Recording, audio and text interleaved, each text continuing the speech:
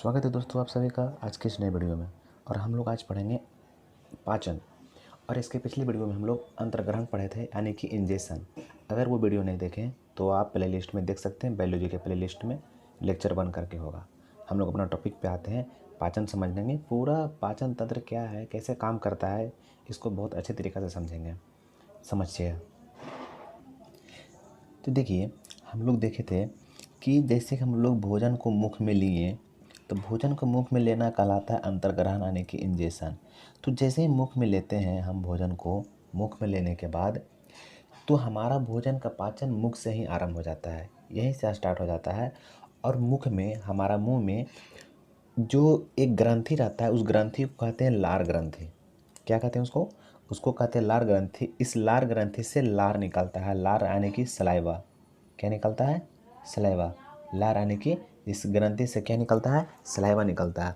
और यही सलाइवा जो रहता है, इसमें 2 प्रकार के एंजाइम पाया जाता है। एक एंजाइम को बोलते हैं टाइलिन और दूसरा को बोलते हैं माल्टेज। तो सारी प्रक्रिया यहाँ पर नहीं समझाएंगे, बस इतना यहाँ पर समझना है कि ये मुख है, ये मुख है। ये मुख से जैसे ही मुख में लिया तो लार से 2 प्रकार का एंजाइम निकलता है, एक टाइलिन, एक माल्टेज। जो टाइलिन रहता है ये हमारा स्टार्च को, यानी कार्बोहाइड्रेट को पचाता है। और जो टाइलिन रहता है ये कह सकते हैं, क्योंकि इसका जो टाइलिन का जो पीएच वैल्यू होता है ये 6.8 होता है। कितना होता है? सॉरी, चल कैसे रहा पेन मेरा, एक सेकेंड। हाँ, हम लोग देख रहे थे कि जो हमारा जो टाइलिन है, यानी कि लार होता है, जो उससे निकलता है, तो ये जो लार का जो पीएच मान होता है ना, ये 6.8 होता है, 6.8। तो चूँकि अगर हम पीएच स्केल की बात करें, ये नहीं समझना है, वीडियो को पूरा देखना है, आपको पूरा समझ में आएगा। ये नहीं हो सकता कि समझ में नहीं आएगा। अभी स्टार्टिंग में यहाँ बता रहे हैं, बाकी हम लोग अपने नोट्स पे चलेंगे। तो अगर हम इस स्केल की बात करें तो यहाँ जो 7 मान लेते नंबर है, एक नंबर स्केल ले लिए, नंबर 7। आइए 7 लिए ना, तो 7 से इधर जो भी वैल्यू रहेगा ना, 7 के इधर जो भी रहेगा वो हमारा अम्लीय होगा, और 7 के इधर पार जो भी होगा वो हमारा क्षारीय होगा। तो अब पूरा पूरी 7 रहेगा तो उदासीन हो जाएगा। तो कह रहा है 6.8, यानी कि 7 से पहले ही है, तो ये क्या हो गया? हमारा लार भी अम्लीय होता है। हम लोग आते हैं, इधर आते हैं, समझते हैं। देखिए, पाचन को समझते हैं। पाचन देखिए क्या कह रहा है? कह रहा है भोजन का पाचन मुख से आरंभ होता है। भोजन का पाचन मुख से ही आरंभ होता है। और मूर्ख, हमारा जो मुख है इसमें लार निकलता है लार ग्रंथि से, जिसको हम लोग सलाइवा बोलते हैं। क्या बोलते हैं इसको? सलाइवा बोलते हैं। और ये जो सलाइवा है, यानी कि लार है, इसमें 2 प्रकार के एंजाइम पाया जाता है जो हमारे भोजन को पाचन में मदद करता है। एक एंजाइम का नाम है टाइलिन और दूसरा का नाम है माल्टेज। ये 2 एंजाइम है, टाइलिन और माल्टेज। ये 2 एंजाइम पाया जाता है। तो जो टाइलिन होता है, ये टाइलिन है, ये हमारा कार्बोहाइड्रेट को पचाता है, यानी कि स्टार्च को पचाता है। किसको पचाता है ये टाइलिन? कार्बोहाइड्रेट या स्टार्च को। एक ही बात है, स्टार्च बोलिए या कार्बोहाइड्रेट बोलिए, या इसी को कहा जाता है मंड या तो श्वेतसार। हिंदी में, हिंदी में बहुत सारा होता है ना, अंग्रेजी में सिर्फ कार्बोहाइड्रेट, मगर हिंदी में देखिए तो श्वेतसार, तो मंड, तो स्टार्च। खैर, उधर नहीं ध्यान देना, हम लोग को समझना है कि बस हाँ, उसी को कहते हैं। मंड बोल सकते हैं, श्वेतसार बोल सकते हैं, स्टार्च बोलेंगे। तो टाइलिन का काम यही होता है, यानी हम मुंह में लिए, मेरा खाना पचना स्टार्ट हो गया, कार्बोहाइड्रेट को पचाना शुरू कर दिया। तो हम कह सकते हैं कि हमारा जो शरीर में है, सबसे पहले किसका पाचन होता है? तो कार्बोहाइड्रेट का पाचन सबसे पहले होता है। यही अगला पॉइंट हमारा ही है कि हमारा शरीर के स्टार्च का सर्वप्रथम पाचन शुरू होता है।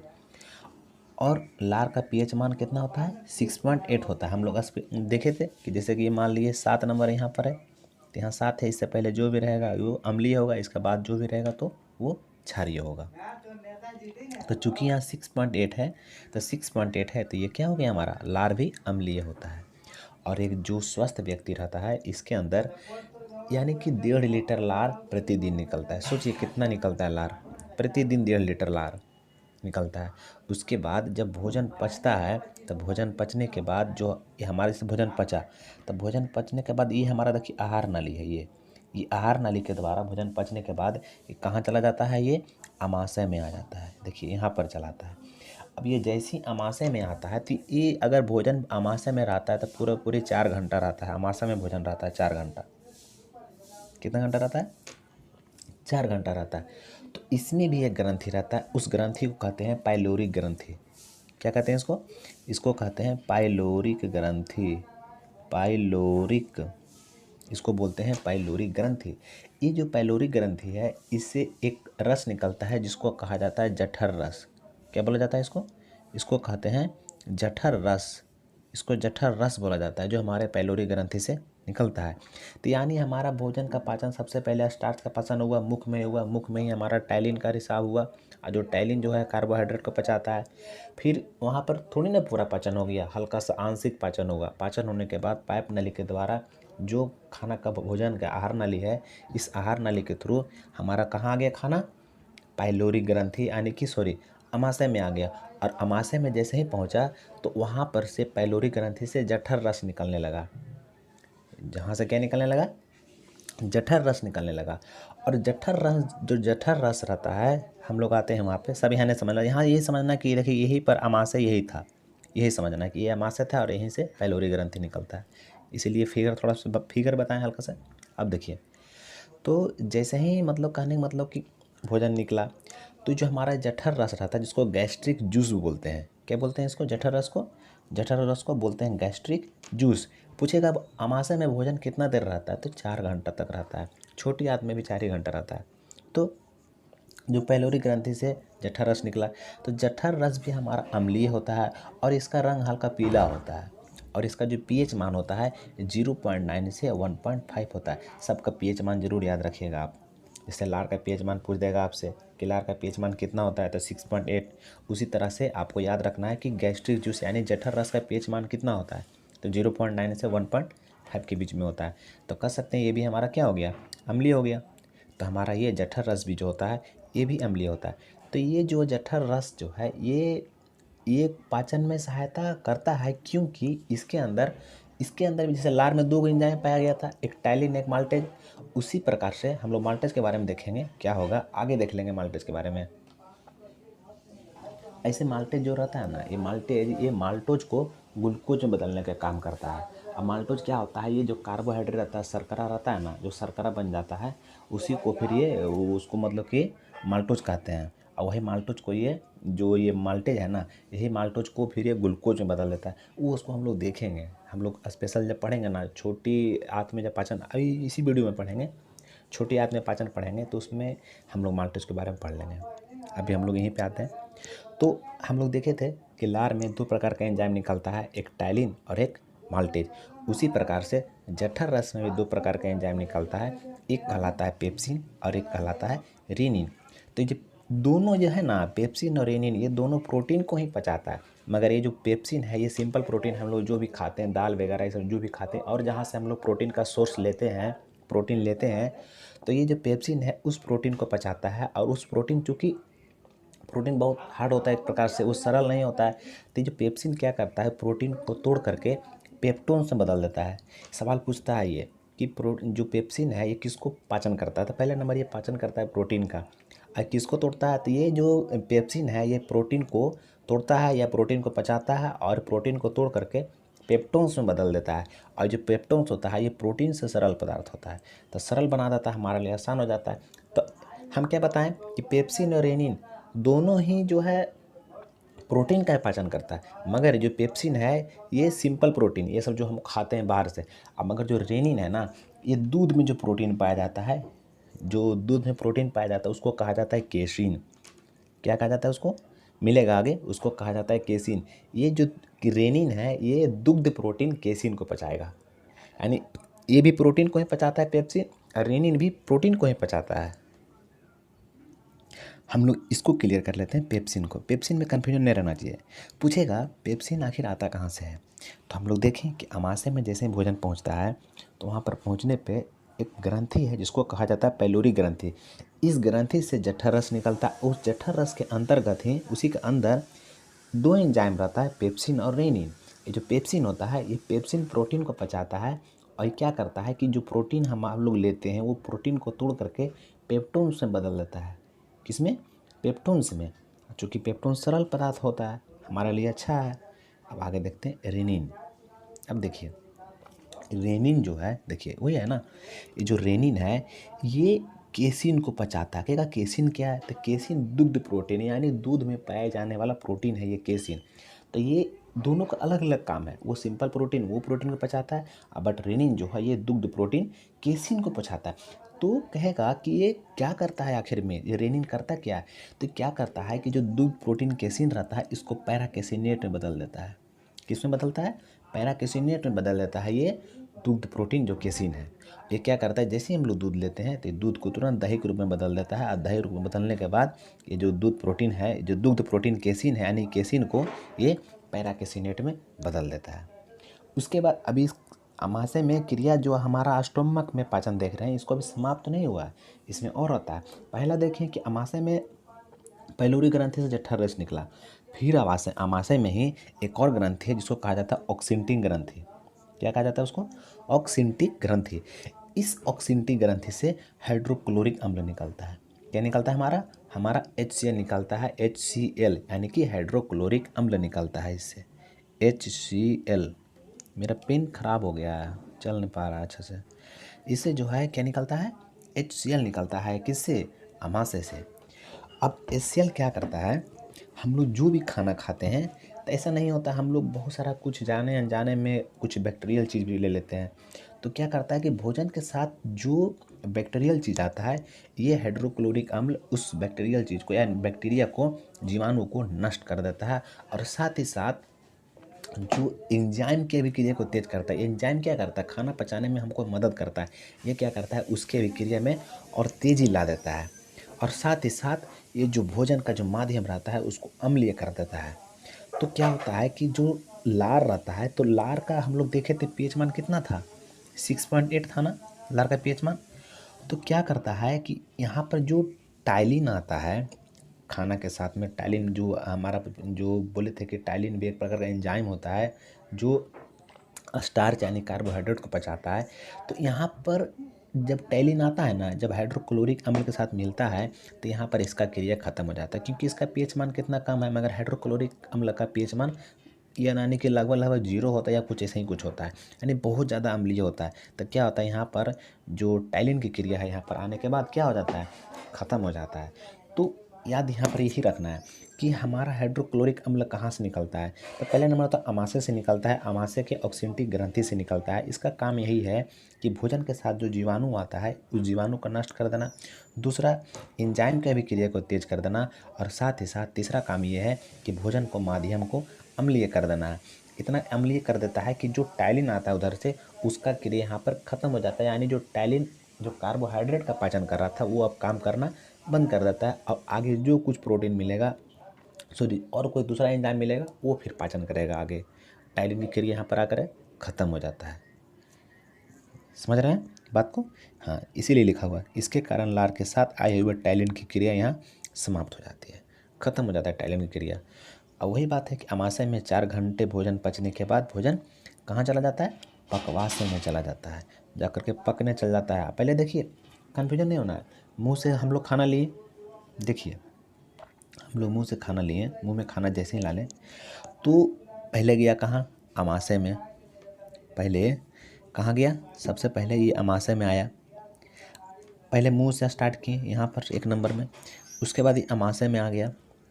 अमाशय में जैसे ही आया तो फिर ये पकवासे में चला था, पकवासे भी यहीं पर अगल बगल रहता है, यहाँ पर लिखा हुआ नहीं है, ठीक है।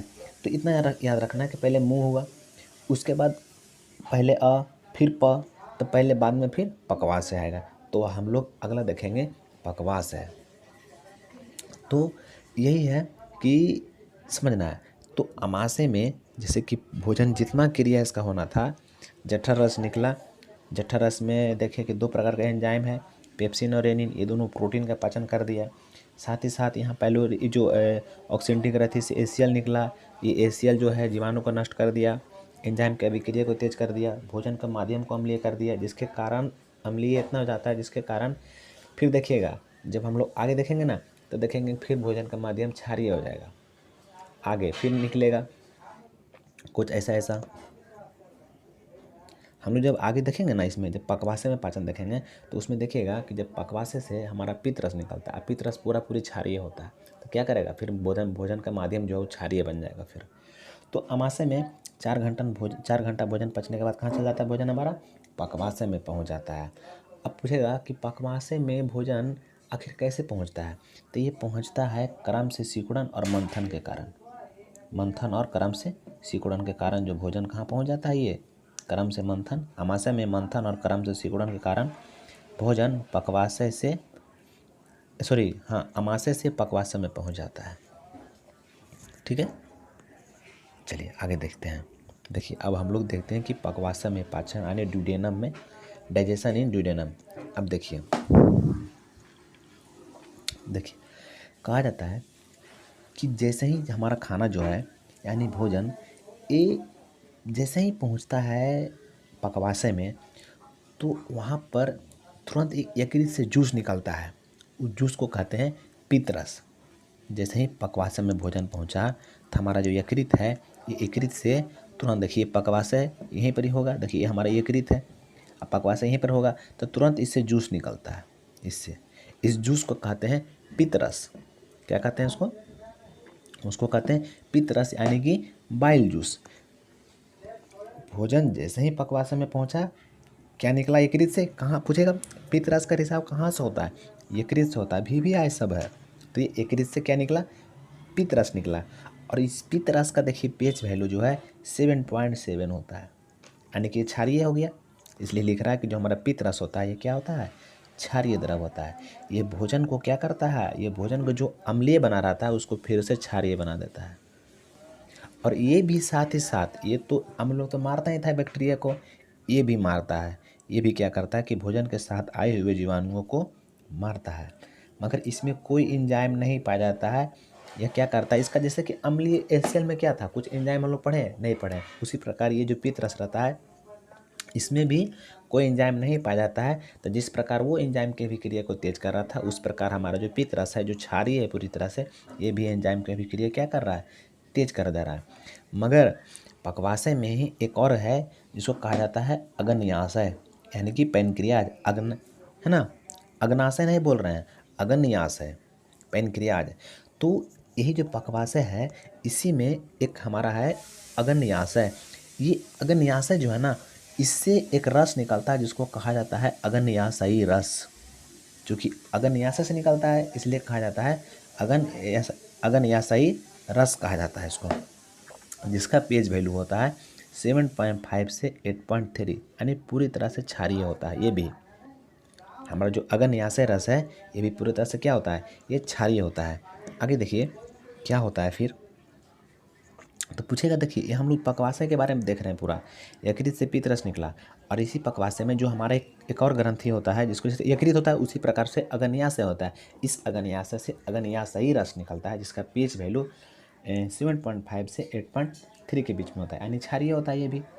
अब मगर ये तो था कि पित्तरस में कोई एंजाइम नहीं पाया गया था, ये भी काम कर रहा था कि जीवाणुओं को मार रहा था और ही साथ एंजाइम के अभिक्रिया को तेज कर रहा था।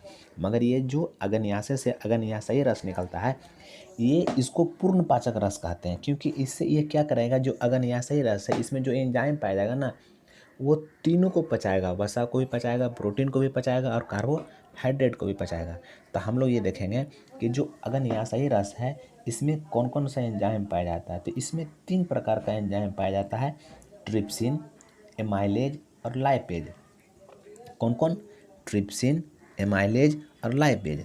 तो जो ट्रिप्सिन है ना ये प्रोटीन को पचाता है, और ये जो एमाइलेज है ये एमाइलेज ये कार्बोहाइड्रेट को पचाता है, और ये जो लाइपेज है ये वसा को पचाता है। तो हम लोग बारे बारे से देखते हैं ट्रिप्सिन के बारे में, एमाइलेज के बारे में और लाइपेज के बारे में। तो चूँकि इसमें देखिए ये हमारा प्रोटीन को पचा दिया, ये हमारा कार्बोहाइड्रेट को पचा दिया, और ये जो हमारा है ये वसा को पचा दिया, तीनों को पचा दिया ना, इसलिए अग्न्याशयी रस को पूर्णपाचक रस बोला जाता है।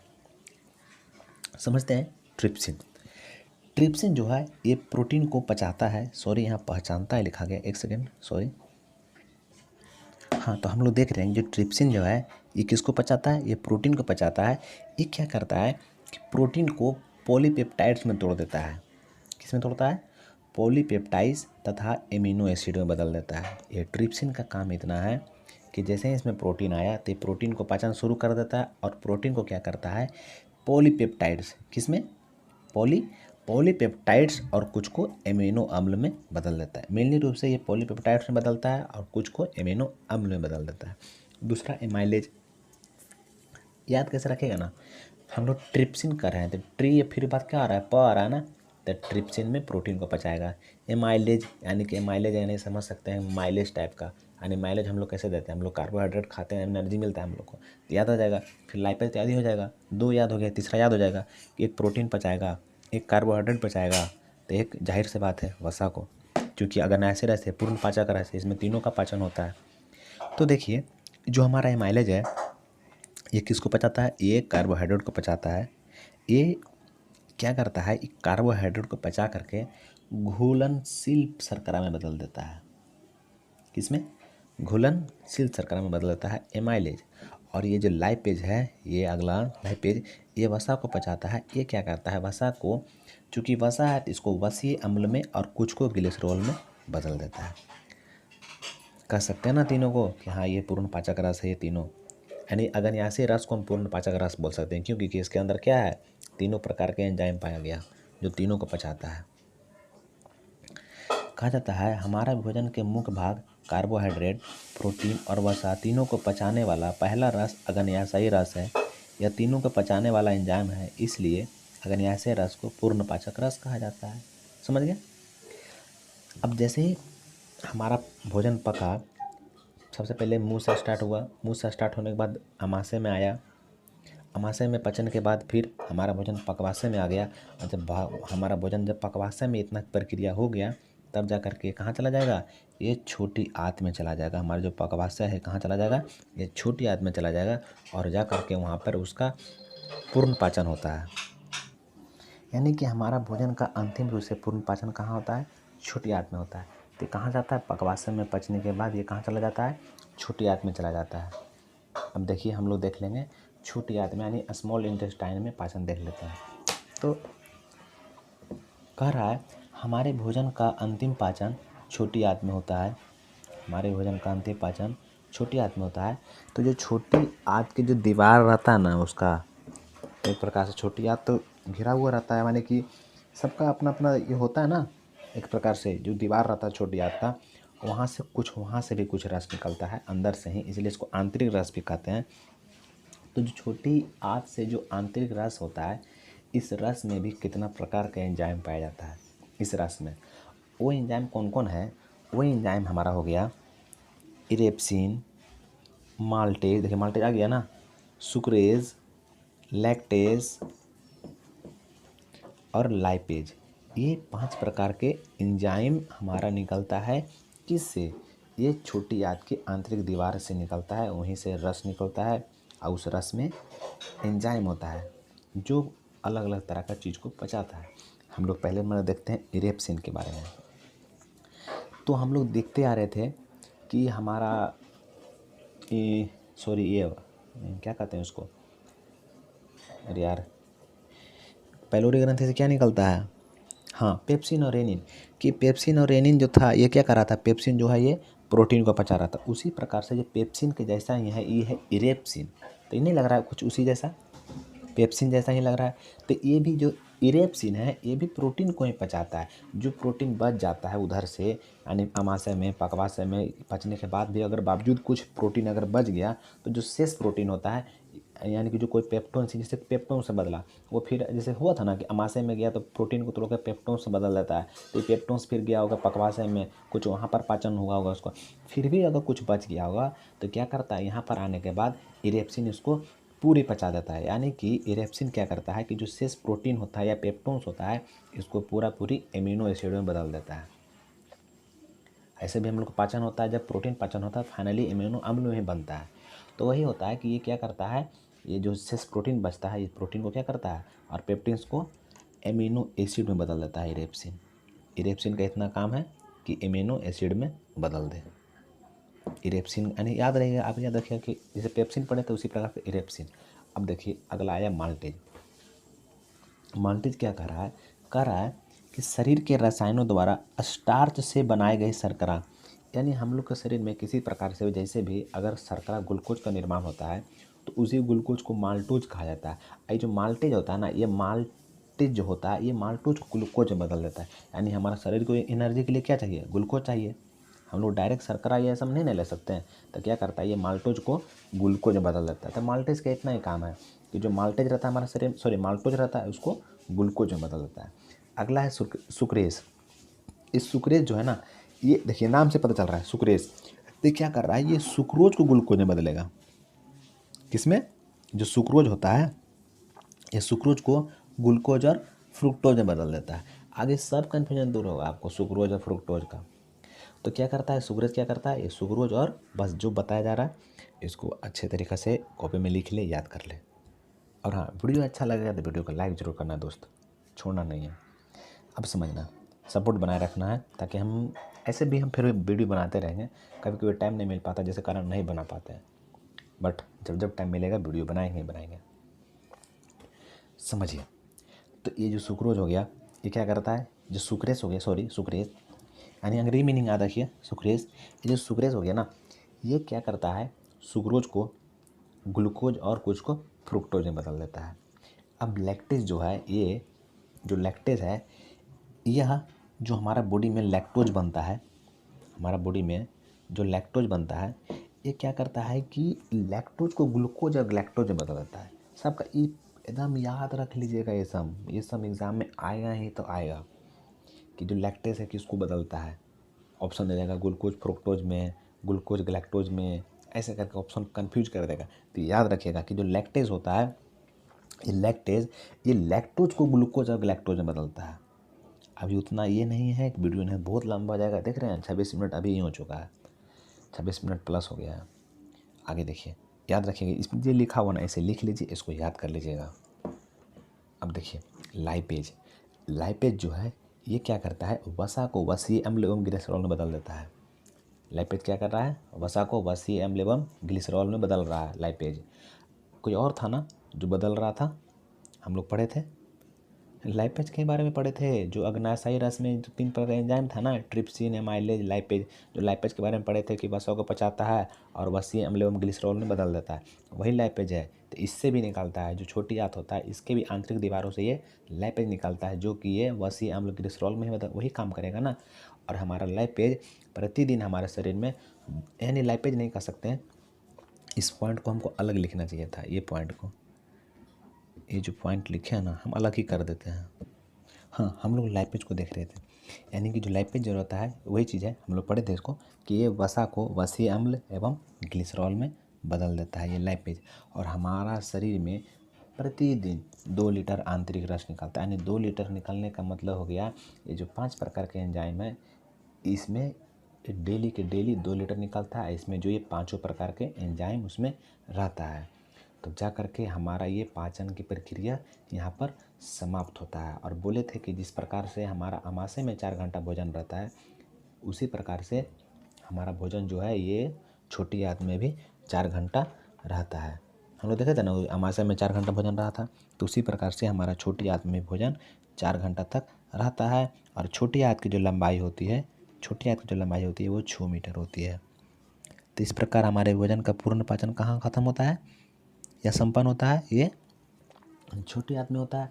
उसके बाद अगर हमारा पाचन शरीर से हो गया, कुछ बचा ही नहीं, तब जा करके जब हमारा पाचन हो जाएगा तब जा करके फिर अवशोषण होगा। तो क्या होगा कि जो भोजन पच गया तो भोजन को रक्त में पहुंचाएगा। तो यही जो भोजन जो पच गया तो ये नहीं भोजन पच गया तो उसका नहीं, तब उसका अवशोषण होना चाहिए ना, तो उसका अवशोषण होगा तो क्या होगा, वो रक्त में पहुँचाएगा, जहाँ जहाँ जो जरूरी चीज़ है वहाँ भेज देगा।